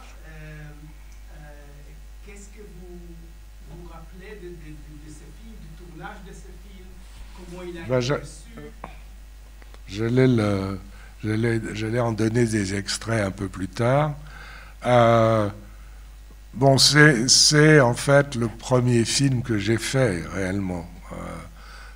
C'est-à-dire, Jean-Luc avait trouvé de l'argent d'un millionnaire italien qui avait des amis millionnaires, un jeune millionnaire qui avait des amis aussi millionnaires que lui, et l'idée de faire un western, pour eux, c'était formidable, ça allait être du Godard au point 150. Alors il y avait, bien sûr, tous les gens de mai, c'est-à-dire Danny qui n'avait pas encore viré sa cutie, qui était là, et très rapidement, quand ça a commencé, personne ne voulait travailler, quoi. Alors Jean-Luc s'adressait aux gens en disant il n'y a personne ici qui veut s'amuser, et il m'a envoyé un télégramme.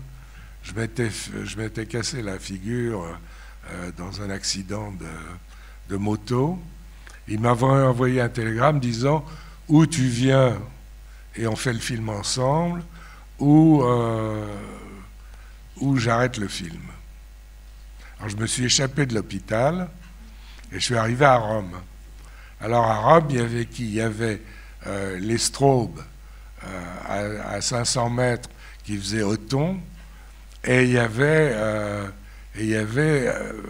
Glaubert qui était un copain de moi que j'avais connu d'une façon assez étonnante, c'est-à-dire que j'avais été voir Terre en transe de Glaube Rocha à Paris, et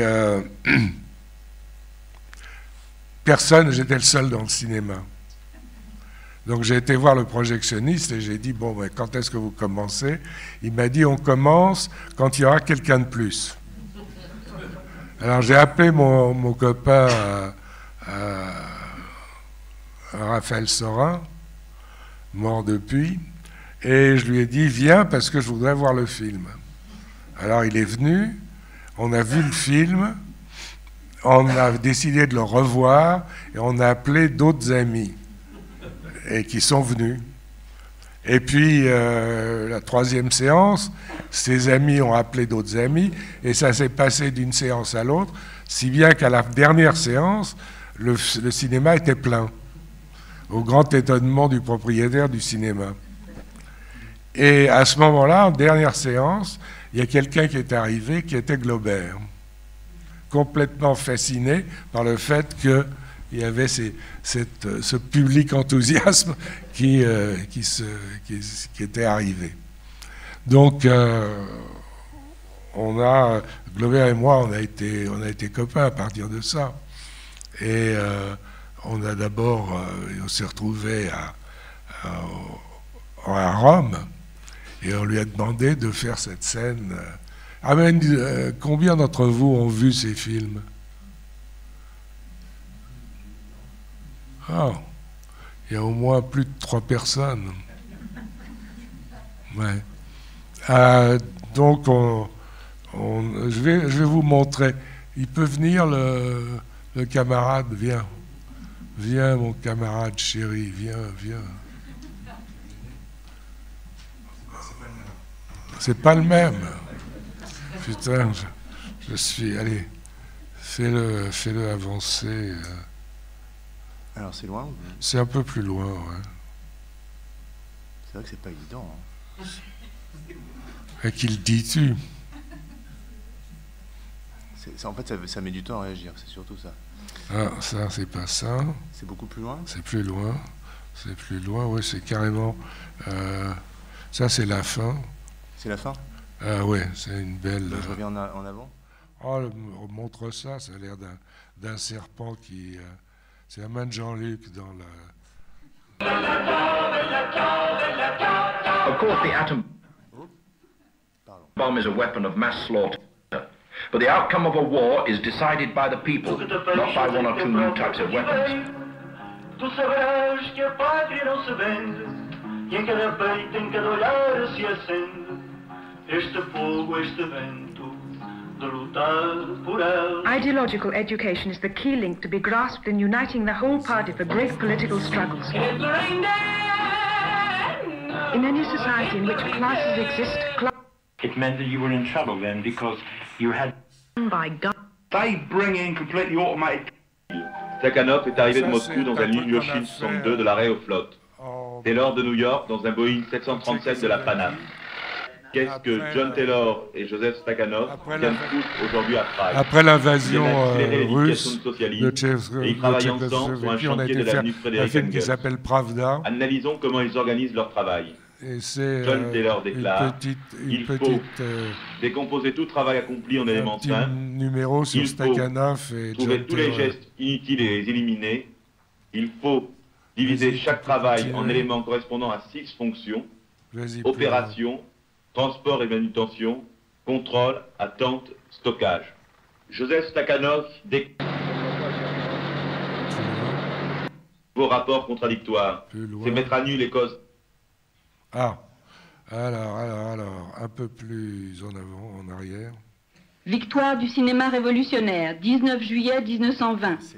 Après le rapport du camarade Lénine au 2e congrès de la 3e internationale sur les tâches principales de l'internationale communiste, le camarade Dziga Vertov déclare à la tribune: nous... Alors, pas mal, hein? Alors voilà, je voulais vous montrer cette image. C'est une bonne introduction à Vent d'Est. C'est-à-dire, il fallait décaper ce truc qui était une espèce de christianisme absolu du cinéma. Alors là, c'est une belle image qui aurait pu être faite par le camarade Buñuel. Et je pensais que c'était une bonne introduction à cette idée de décapage. Alors, Vent d'Est, pour répondre à cette question, c'est financé par des richards qui veulent une version un peu plus poussée d'un western italien, quoi, d'un spaghetti western. Ils obtiennent tout autre chose. Et comme toujours, ils sont désappointés. Bon, alors...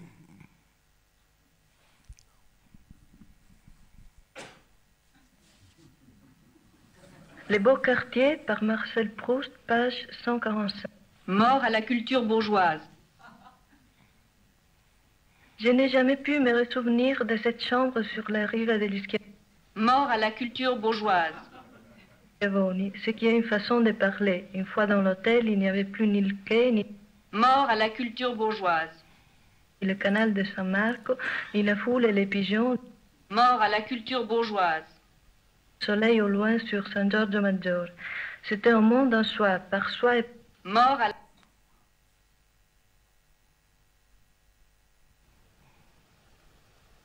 Tu vois, tu as les idées brouillées. Si tu continues, tu finiras ton film en disant que le socialisme, c'est le pain et les roses. Il est vrai que la théorie, dès qu'elle pénètre dans les masses, devient une force matérielle. Encore faut-il avoir les idées justes. Repense ta situation concrète. Refais de la théorie. Exemple. Invention de la photographie. Invention de la photographie. Pour qui? Contre qui? Invention de la photographie. Pour qui? Contre qui? Pour qui? Contre qui? Pour qui? France, Louis-Philippe, les banques, l'investissement, début de la révolution industrielle, développement accéléré du prolétariat, lutte de classe, nécessité d'une transformation de l'idéologie dominante, lutte de classe, nécessité de masquer la réalité aux masses, lutte de classe, nécessité de moyens nouveaux, lutte de classe. La photographie prend le pas sur le roman et la peinture. Contre qui? Contre le peuple en lutte. La photographie. Pour la bourgeoisie, deux fonctions. 1. Identifier son ennemi de classe. 2. Travestir le réel. 1. En 1871, la police versaillaise photographie les insurgés. 2. En 1871, les photos des communards fusillés sont à la une des journaux bourgeois. Aujourd'hui, Paris Match, Vietnam. Newsweek, Palestine. L'Expresso, Brésil.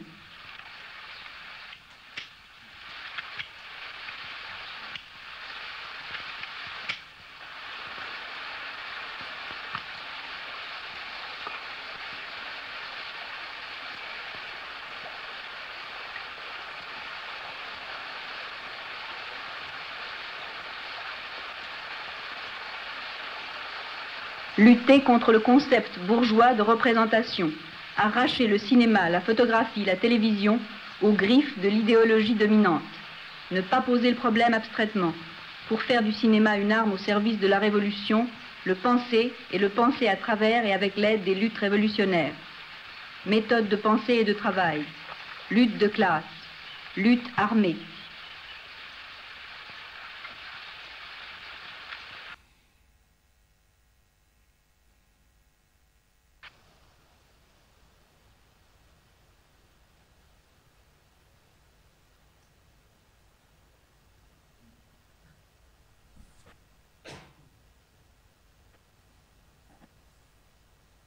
Victoire du cinéma révolutionnaire, 19 juillet 1920.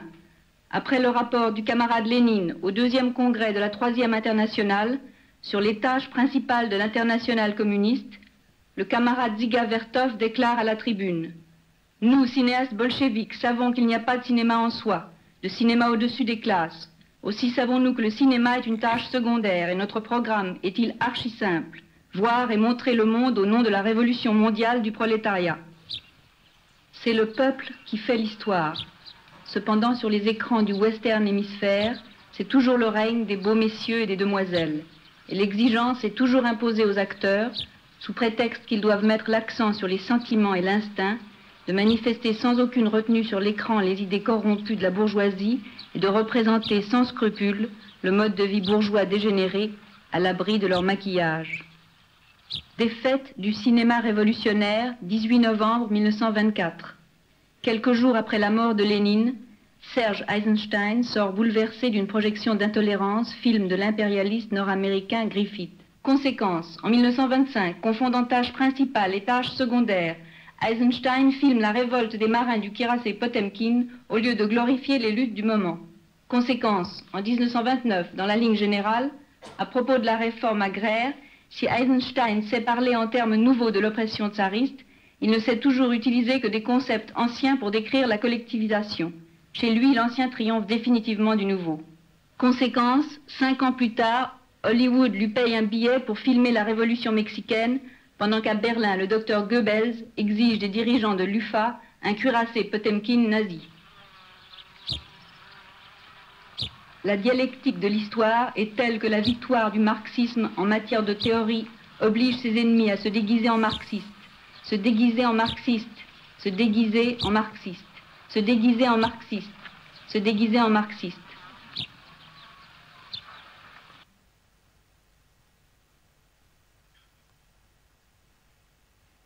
Des fêtes du cinéma révolutionnaire, 17 novembre 1935. Rapport du camarade Staline à la première conférence des stakhanovistes de l'URSS. Égaré par l'ambiguïté de ce rapport, le camarade Dziga Vertov oublie que la politique commande à l'économie. Il fait de son film, La 11e année, un hymne au rendement commercial, au lieu d'en faire un chant à la gloire de 11 ans de dictature du prolétariat. C'est à ce moment que le révisionnisme envahit définitivement les écrans soviétiques.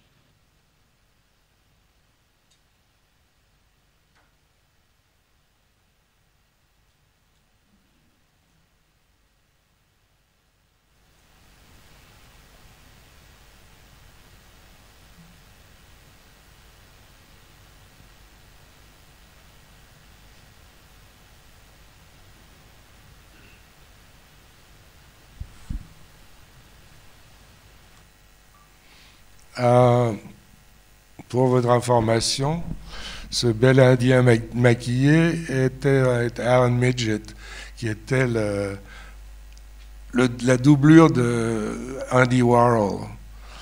Andy Warhol l'envoyait pour faire des conférences en prétendant qu'il était Andy Warhol. Plus beau à mon avis, mais beau choix.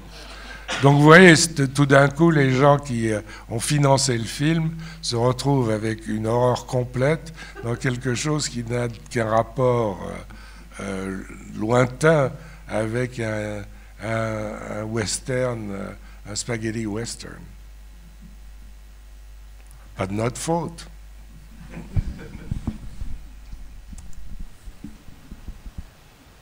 Alors ça doit être Glaubert. La révolution s'avance masquée. Ah non, ça c'est de la séquence d'action.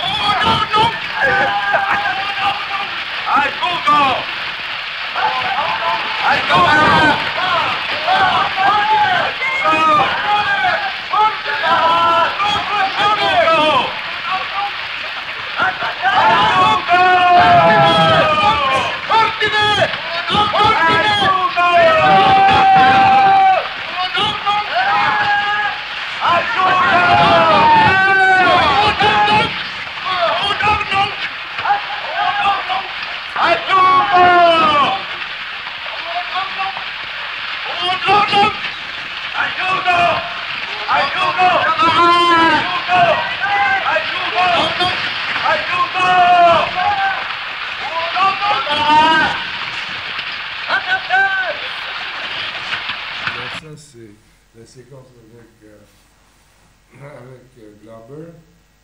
Je crois que si la séquence, par exemple, si la séquence d'action n'avait duré que 2 secondes, ils auraient eu un petit ricanement bien poli, mais c'est que ça dure longtemps. Et quand ça dure longtemps, ça devient très rapidement impossible à digérer, quoi. Alors ça, c'est Glauber comme un épouvantail au croisement du cinéma politique. Atenção, é preciso estar atento e forte. Não temos tempo de temer a morte. É preciso estar atento e forte. Tu disais au début, une route que l'histoire des luttes révolutionnaires nous a appris à connaître. Mais où aller? Devant, derrière, à droite, à gauche, et comment? Alors tu as changé de méthode. Tu as demandé au cinéma du tiers-monde où il en était. Não temos tempo de temer a morte. Je peux vous déranger dans votre club de classe, très important, mais la direction du cinéma politique. Para lá é o cinema desconhecido, o cinema da aventura. Para aqui é o cinema do terceiro mundo. É um cinema perigoso, divino e maravilhoso. É o cinema da opressão de consumo imperialista. É um cinema perigoso, um cinema divino e maravilhoso. É o cinema da repressão, da opressão fascista, do terrorismo. É um cinema Et là, tu as senti la complexité des luttes. Tu as senti qu'il te manquait le moyen de les analyser. É o cinema Bola Bola de Miguel Borges. É um cinema perigoso, divino e maravilhoso. É o cinema que vai construir tudo, a técnica, as casas de projeção, a distribuição, os técnicos, 300 cineastas por ano para fazer 600 filmes para todo o terceiro mundo. É o cinema perigoso, divino e maravilhoso. É o cinema da tecnologia. Tu es revenu à ta situation concrète. En Italie, en France, en Allemagne, à Varsovie, à Prague, tu as vu que le cinéma matérialiste naîtra seulement lorsqu'il s'attaquera en termes de lutte de classe. Bon, en fait, la femme qui passe avec la caméra 35 qui est lourde à porter, c'était Isabelle Pons, qui avait été dans plusieurs films de Jean-Luc, comme ça, et aussi de Romer. C'est la femme que Brialy va épouser dans Le Genou de Claire. Et on s'est retrouvés vivre ensemble. Elle était enceinte de quelqu'un d'autre, ce qui me facilitait les choses. Et on s'est retrouvés ensemble pendant une longue période de temps, pratiquement, comme ça. Je ne sais pas pourquoi je vous dis ça, mais j'espère que vous me donnerez un peu de crédit par cette anecdote personnelle. No, but this idea that we're gonna. Quoi? C'est ça, vous l'entendez en français, hein?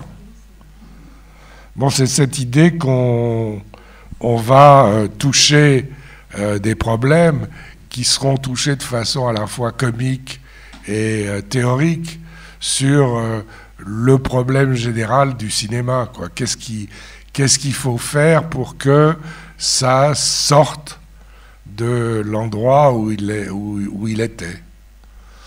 Alors, l'une des questions qu'on se pose, c'est la question de ce que c'est que... on s'est trouvé face à un texte de Delthusser, qui était le texte sur les appareils idéologiques d'État, qui nous paraissait, en tout cas, posé de façon agressive la question de l'idéologie.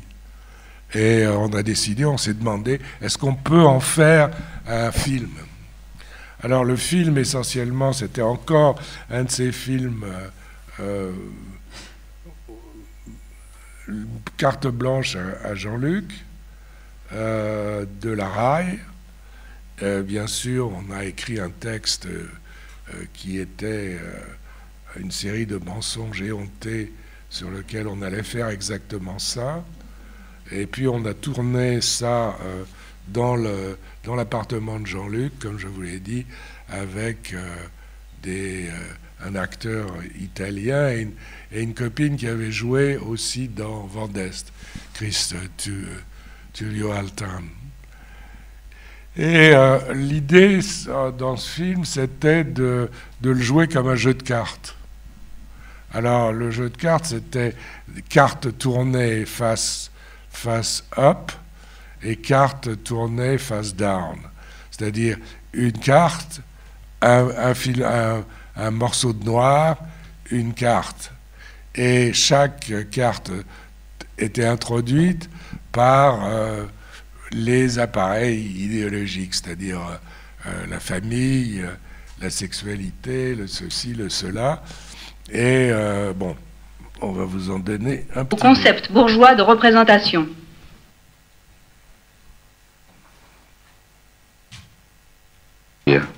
L'hai ascoltato invece di dirgli stai zitto. Beh, io vorrei darti una risposta, ma pensandoci bene che non ne sono capace. Ritorno alla pratica. Sei ancora incapace di rispondergli. Pratica. Vivi con un uomo, avete dei problemi, vi ponete delle questioni. Se da me stesso nel 1846 trovo... Cerchi delle risposte in Engels. La prima divisione del lavoro è quella tra l'uomo e la donna per la procreazione. E ora posso aggiungere la prima opposizione di classe. Fallimento della pratica. Ma in realtà vuoi pensare al problema del sesso in sé. Prendi una parte per il tutto. Sei vittima del freudismo e per far meglio l'amore scegli di fare l'amore nel pomeriggio. Alors, ce qui va se passer dans la deuxième partie du film, c'est que ces espaces noirs vont être remplis. Nei pomeriggi in cui continui a non avere niente da fare, fai l'amore. Et ces images, c'est les images de la réalité italienne. Ha ragione. Teoria. In fondo dovremmo chiederci perché possiamo fare l'amore oggi pomeriggio. Perché ne abbiamo il tempo, perché ne abbiamo voglia. Beh sì, ma appunto questo tempo, che cos'è? Voglio dire, da dove viene, chi ce lo dà? Come lo usiamo? Che se ci domandiamo perché facciamo l'amore oggi pomeriggio, dovremmo anche domandarci contro che. In effetti è un privilegio. Uno che lavora in fabbrica non può, o se può è perché fa il turno di notte e allora praticamente può ancora meno. Sì, per noi fare l'amore di pomeriggio è un privilegio di classe borghese e dovremmo lottare anche contro questo. Ritorna alla pratica, critica della pratica passata, trasformazione. Non fai più del sesso un problema in sé, non lo isoli più, cominci a trasformarti. L'esistenza sociale degli uomini determina i loro pensieri. Cambiare il pensiero, cambiare l'esistenza sociale. Decidi perciò di fare della tua vita pratica militante il centro della tua trasformazione.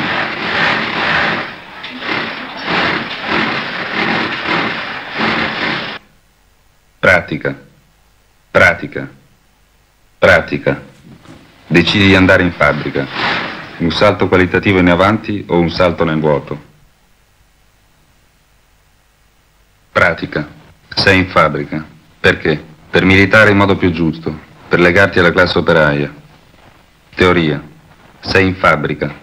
La teoria viene dalla pratica e pensi che questa nuova pratica ti permetterà di saper meglio cos'è la lotta di classe in Italia.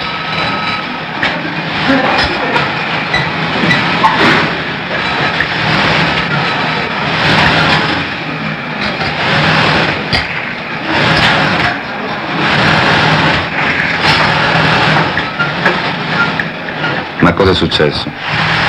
Integrata nella produzione credevi di poter produrre una linea politica giusta, ma come ti sei integrata? In realtà un po' a casaccio per una decisione individuale. Politica, ma fino a che punto? Risultato pratico, impossibilità della teoria. Pratica, nel momento in cui volevi legarti alle masse ti stacchi da esse. Funzione dell'ideologia. Spazio nero. L'esistenza sociale degli uomini determina i loro pensieri. L'esistenza sociale degli uomini determina i loro pensieri. L'esistenza sociale degli uomini determina i loro pensieri. Pratica. Più svelta, più svelta, più svelta.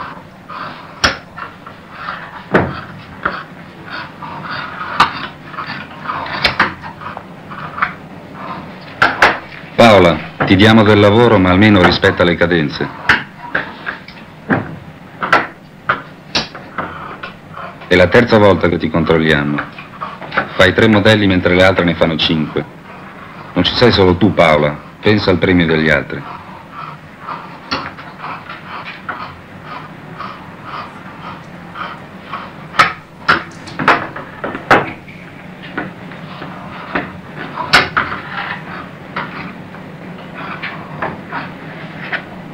Non ci sei solo tu, Paolo. Pensa al premio degli altri. Teoria. Produrre. Produrre la conoscenza.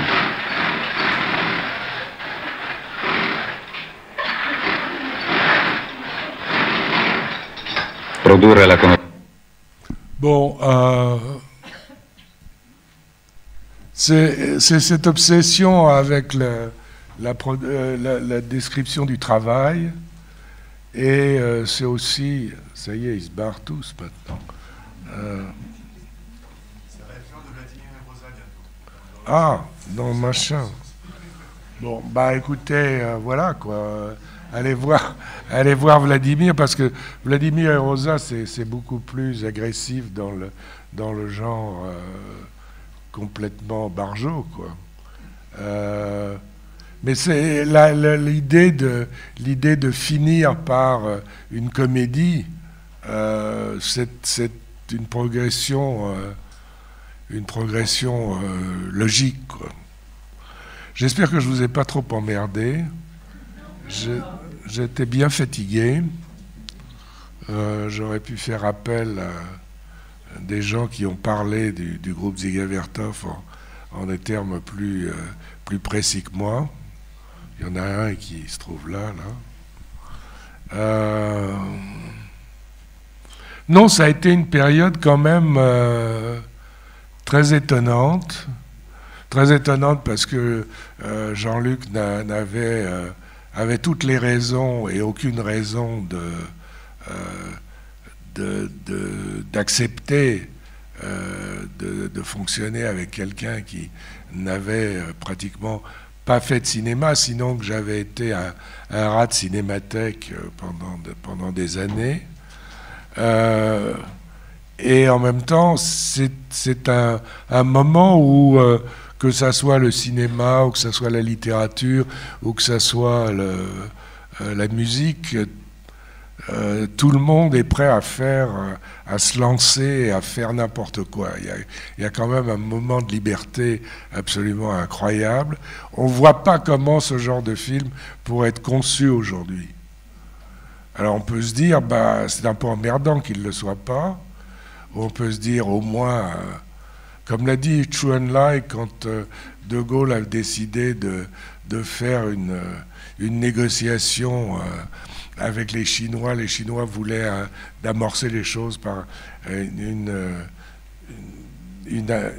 un truc culturel où les Français amèneraient en chinois des films français. Et Chou En-lai s'est penché vers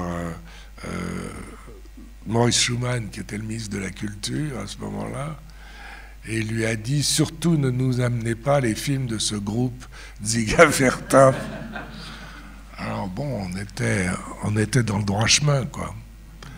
Je me suis bien amusé à faire ça. J'ai payé un prix incroyable. On m'a fait chier à mort. On n'a jamais vu et voulu accepter qu'il y avait quelque chose de valable dans ça. Et on s'est adressé à moi constamment comme l'homme qui avait connu l'ours, c'est-à-dire l'homme qui avait connu Godard. J'ai pas parlé, une fois qu'on a fini le groupe Dziga Vertov, Godard et moi, on ne s'est pas parlé pendant 40 ans pratiquement. Donc j'aimerais bien qu'on cesse de me poser cette question. Il a eu la politesse de mourir, mais je pense que si on regarde les choses, il y a un chemin, une droite ligne qui va de ces films aux films que j'ai faits moi-même. Renonçant à ce qui avait été l'aspect principal du groupe Dziga Vertov, c'est-à-dire le refus de l'autorisme. À un moment donné, j'en ai eu tellement marre que j'ai décidé qu'il fallait faire un film qui soit signé Gorin, comme ça, puisque personne ne voulait comprendre qu'il y avait une autre possibilité de faire les choses. Et je le regrette. Je crois aussi qu'il faut voir les choses que Jean-Luc a fait après le groupe Dziga Vertov, et il faut voir que sans le groupe Dziga Vertov, il ne les aurait pas fait. Il y en a qui sont des tentatives de retour mais il ne s'est pas débarrassé de ça. Il ne s'est pas débarrassé de la vitalité de ce genre d'approche. Alors, peut-être qu'il faut simplement se dire que cette vitalité, elle sera retrouvée par d'autres gens à d'autres moments, que les poursuites seront plus agressives et qu'on le fera. Mais le cinéma, c'est pas seulement l'idée qu'on va dans un endroit, on va jusqu'au bout d'un truc. La plupart des cinéastes, c'est vraiment l'impression que c'est quand est-ce qu'on arrive à la mer, quoi. C'est-à-dire, il y a un côté. Moi, je ne fais pas des films pour. Si j'avais à savoir où j'arrive, je ne ferais pas le film. Il n'y a aucune raison de faire un film si on sait déjà où ça va arriver. Mais cela dit, si vous attendez suffisamment longtemps, il y a quelques démons du type les programmateurs du cinéma du réel qui viennent vous trouver et dire « Ah, il vous aime bien, est-ce que vous voulez montrer vos films ?» Franchement, j'avais pas envie de venir. Hein. J'avais pas envie de venir parce que j'avais peur qu'on me fasse chier. Et je suis venu quand même. Mais c'était pas mal, hein. C'était pas mal de venir. Bon, salut.